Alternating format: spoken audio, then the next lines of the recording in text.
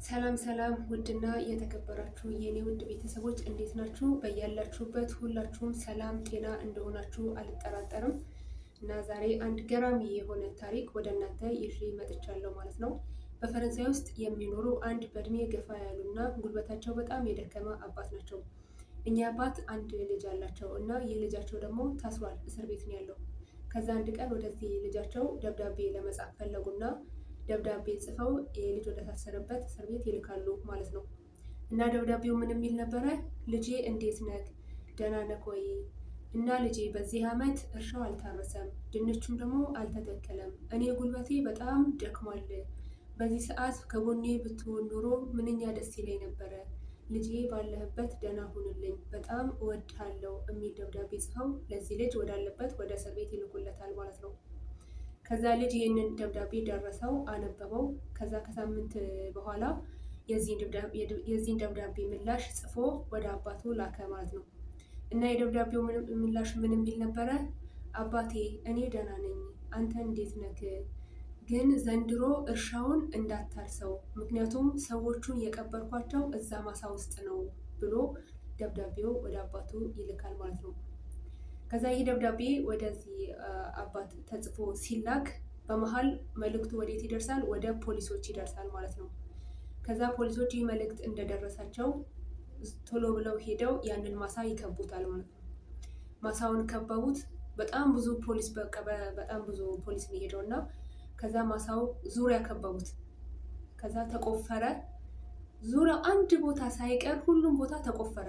ይህን አስክሬን እናገኛለን ብሎ አስክሬን ፍለጋ ማለት ነው። ያ ልጅ ቀበርኩት ያላቸውን ሰዎች ለማውጣት በጣም ብዙ ቆፈሩ፣ ግን ምንም ሊያገኙ አልቻሉም።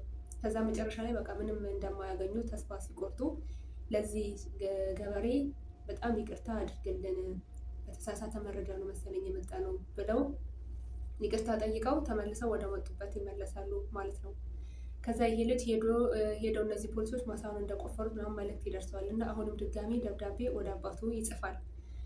ድጋሚ የተጻፈው ደብዳቤ ምንድን ነው የሚለው?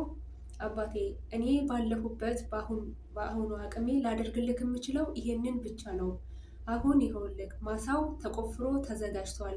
አሁን ድንቹን መዝራት ትችላለህ አባቴ ብሎ በድጋሚ ደብዳቤ ወደ አባቱ ጻፈ ማለት ነው። ከዛ ይሄ አባትም በልጁ ጭንቅላት በጣም ተገርሞ ድንቹን ሄዶ እዛ ማሳ ላይ ተከለ ማለት ነው።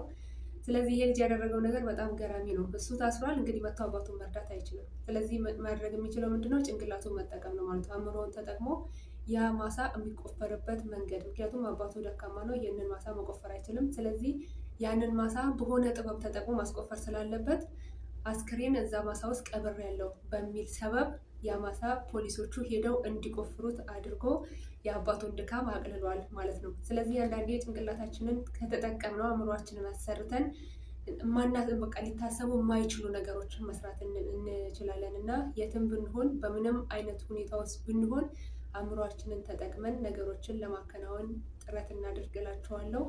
እና ይሄ ቪዲዮ ላይክ እያደረጋችሁ ጀምሩት። እንዲሁም ደግሞ ሼር እያደረጋችሁ ለሌሎች ማዳረሳችሁን እንዳትረሱ። ለዚህ ቤት አዲስ ከሆናችሁ ደግሞ ሰብስክራይብ እያደረጋችሁ ተቀላቀሉ። እስከ ቪዲዮ ፍጻሜ ድረስ አብራችሁ ስለነበራችሁ በጣም አመሰግናለሁ።